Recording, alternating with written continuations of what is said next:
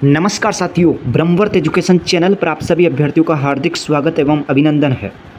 BSTC 2025 की first allotment list जारी होने के बाद राजस्थान के तमाम अभ्यर्थियों को जो कॉलेज आवंटन हुआ है, उन कॉलेजों के अंदर रिपोर्टिंग करवाने में अभ्यर्थी लगे हुए हैं।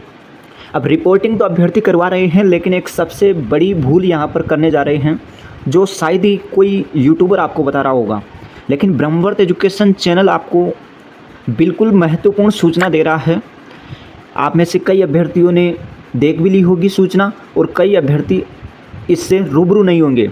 तो बीएसटीसी 2025 सूचना को ही नहीं बताया, सेकंड लिस्ट कट ऑफ क्या रहने जा रही है, और रिपोर्टिंग करवाने वाले, ये लाइन सबसे महत्वपूर्ण है, रिपोर्टिंग करवाने वाले डाउनलोड कहाँ से करें प्रोविजनल स्लिप। आखिर ये प्रोविजनल स्लिप है क्या, इसके बारे में भी हम चर्चा करेंगे, और कहाँ से आपको डाउनलोड करनी है ये भी हम चर्चा करेंगे।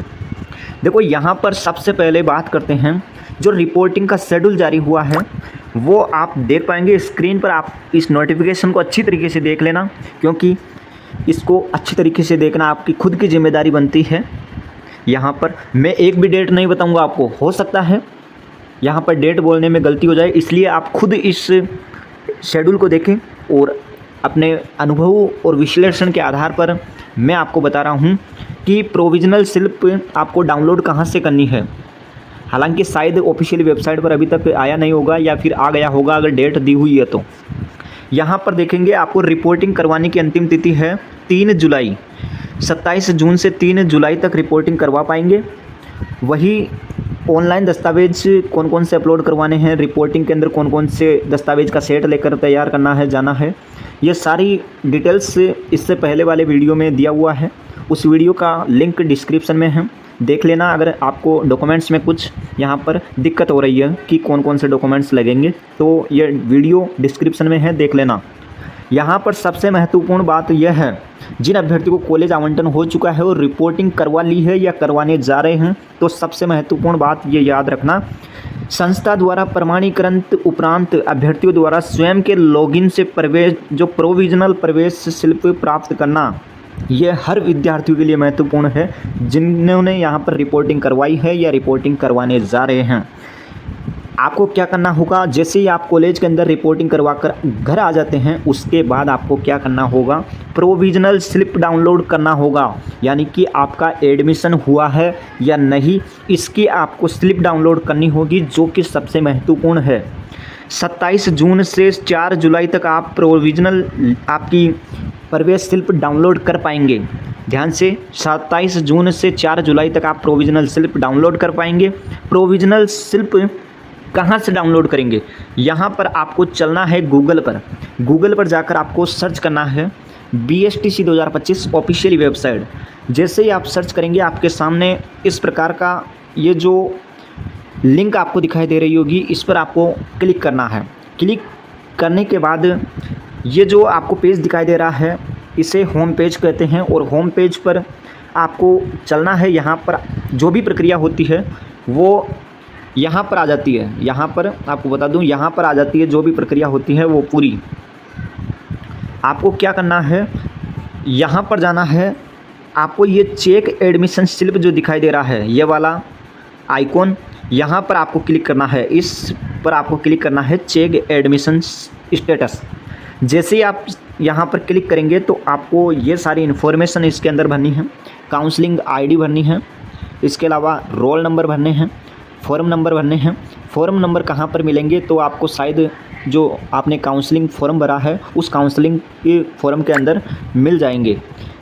कैंडिडेट्स नेम और फादर्स नेम, इसके अलावा यहाँ पर मदर्स नेम और डेट ऑफ बर्थ, ये यहाँ पर फिल करके आपको सबमिट पर क्लिक कर देना है, यानी कि प्रोसेस पर आपको क्लिक कर देना है। जैसे ही क्लिक करेंगे, आपके सामने आ जाएगा कि आपका एडमिशन हो चुका है या नहीं हुआ है कॉलेज के अंदर। अगर हो चुका है तो आपको स्लिप बता देगा, और स्लिप को आपको पीडीएफ के अंदर डाउनलोड कर लेना है और उसे संभाल कर रखना है, और हो सके तो प्रिंट निकलवा कर लेमिनेशन उस पर करवा लेना है। तो यह है महत्वपूर्ण जानकारी। बाकी सेकंड लिस्ट की कट ऑफ क्या रह सकती है, इसको लेकर चर्चा कर लेता हूँ एक बार।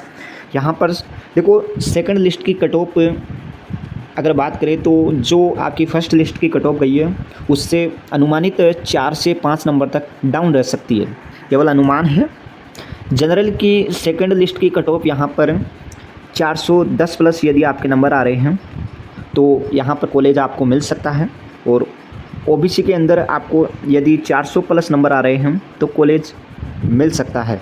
ईडब्ल्यूएस की बात करूं तो ईडब्ल्यूएस के अंदर आपके 395 प्लस नंबर आ रहे हैं तो कॉलेज मिल सकता है।